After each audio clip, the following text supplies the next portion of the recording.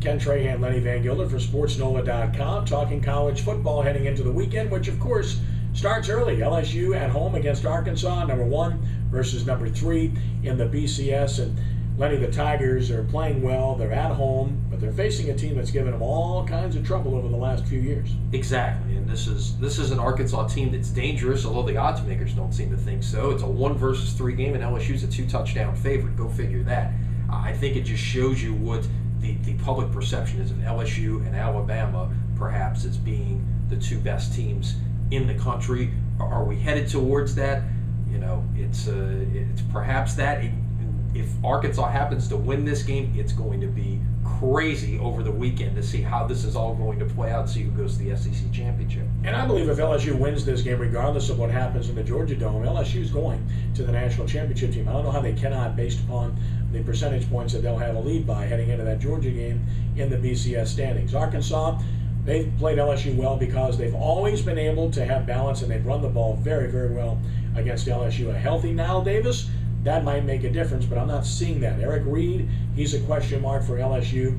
Jordan Jefferson seems to be getting better game by game, playing in that starter's role now, and we'll see. But I got to believe LSU will take care of business at home, though I do not expect it to be easy. Tulane, of course, just playing out the string. They're at Hawai'i. I guess the subplot here is Tulane did not get their man in Rich Rodriguez. Where are they going now?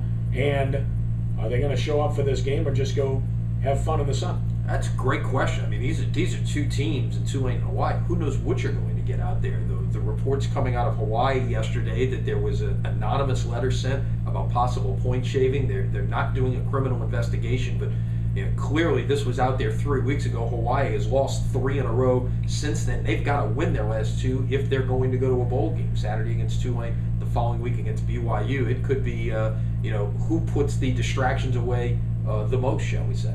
And that's going to be, I guess, the biggest story of all to watch and see who shows up and who plays. Got to like Hawaii at home in that game. Of course, it's a big weekend in New Orleans with the annual State Farm Bayou Classic and the Grambling Tigers, the Southern Jaguars. The game means a lot to Grambling. The game doesn't mean as much to Southern, but boy, they'd love to spoil Grambling's party. Well, both teams playing for a division title, really. Now, Southern can't go to the SWAC championship game. They can't win a tiebreaker, and they're not eligible for the postseason based on the NCAA APR scores, but Grambling, it's simple. You win, you're going to the SWAC title game. Southern, if they win, it's a 4-way tie for the Western Division title.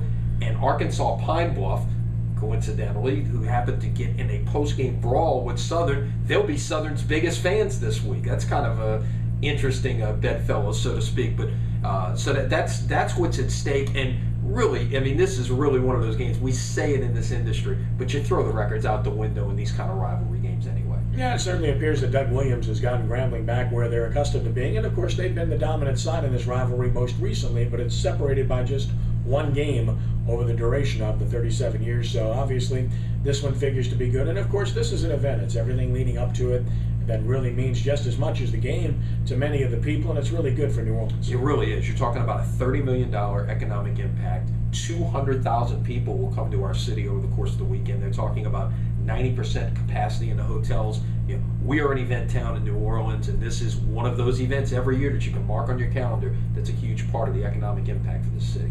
And finally, congratulations to the Raging Cajuns of Louisiana Lafayette, bowling for the first time since, 1970?